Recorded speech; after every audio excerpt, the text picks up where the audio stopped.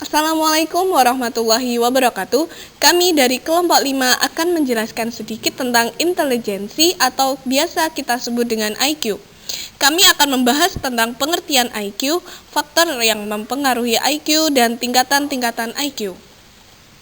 Pengertian IQ sendiri akan disampaikan oleh Zidan Akil Mursyidi dan faktor yang mempengaruhi IQ akan disampaikan oleh Nabila Al-Humaidini, serta yang terakhir tingkatan-tingkatan IQ akan disampaikan oleh Ummu Lailatul Hasanah. Selamat menyimak teman-teman semua. Pengertian IQ didefinisikan menurut beberapa ahli. Yang pertama, Francis Galton, Gergi, dan Alfred Binet. Menurut Galton, tidak menemukan secara jelas mengenai definisi intelijensi. Namun, ia percaya bahwa orang yang memiliki intelijensi tinggi adalah orang yang memiliki kemampuan untuk bekerja dan peka terhadap stimulus fisik. Paham Galton ini merupakan pendekatan yang berciri psikofisik.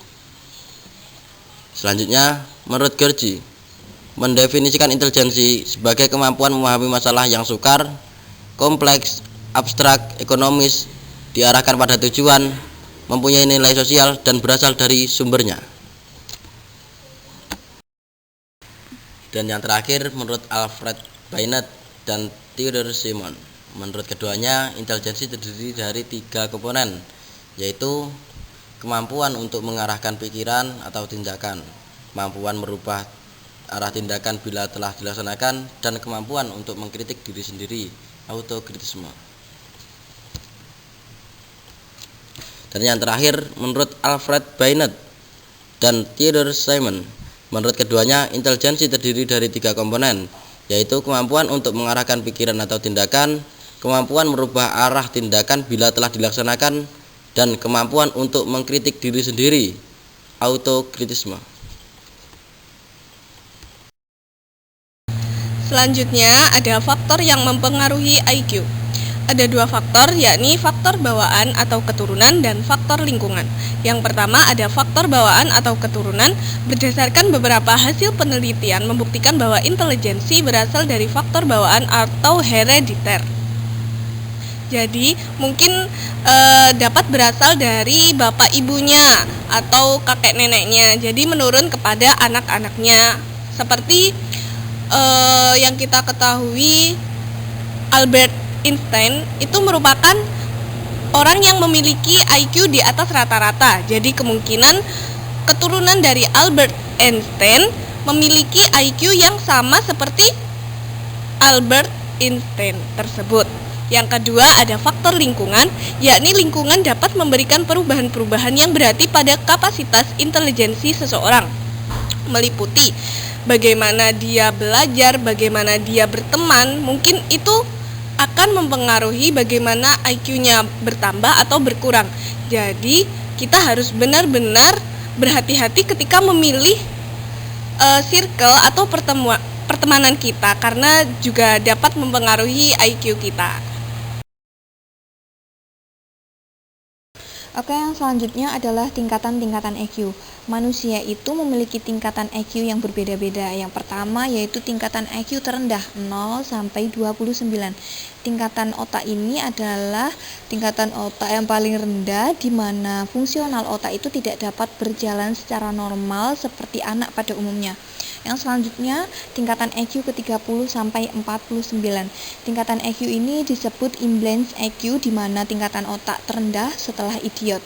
Terus yang ketiga tingkatan EQ 50 sampai 69. Tingkatan yang ketiga ini disebut dengan tingkatan moron atau debil EQ, yang termasuk masih anak yang berkebutuhan khusus, namun mereka dapat mengikuti sekolah formal di SLB. Dan selanjutnya adalah tingkatan EQ ke-70 sampai 79. Tingkatan EQ ini disebut dengan borderline EQ. Anak yang memiliki tingkatan EQ tersebut tidak lagi dikatakan sebagai anak yang berkebutuhan khusus, namun mereka itu memiliki kinerja otak yang kurang maksimal atau bisa dikatakan bodoh. Selanjutnya yaitu tingkatan EQ 80 sampai 89. Tingkatan ini disebut dengan below average EQ. Anak yang memiliki tingkatan EQ ini sudah termasuk manusia normal namun masih memiliki kinerja EQ yang lemah. Selanjutnya tingkatan EQ 90 sampai 109. Tingkatan EQ ini termasuk tingkatan rata-rata manusia normal pada umumnya dengan kinerja EQ yang sesuai atau seimbang. Selanjutnya tingkatan EQ ke 110 sampai 119. Tingkatan EQ ini bernama tingkatan above average EQ, di mana tingkatan ini adalah tingkatan EQ dengan orang-orang normal yang mulai memiliki kecerdasan tinggi. Dan selanjutnya yang terakhir yaitu tingkatan EQ 120 sampai 129. Tingkatan EQ ini disebut tingkatan superior EQ, di mana orang-orang itu memiliki EQ di atas rata-rata atau bisa dikatakan jenius. Demikian yang dapat kami sampaikan. Atas kurang lebihnya kami mohon maaf. Apabila ada pertanyaan bisa kita bahas di kelas pertemuan selanjutnya. Terima kasih. Wassalamualaikum warahmatullahi wabarakatuh.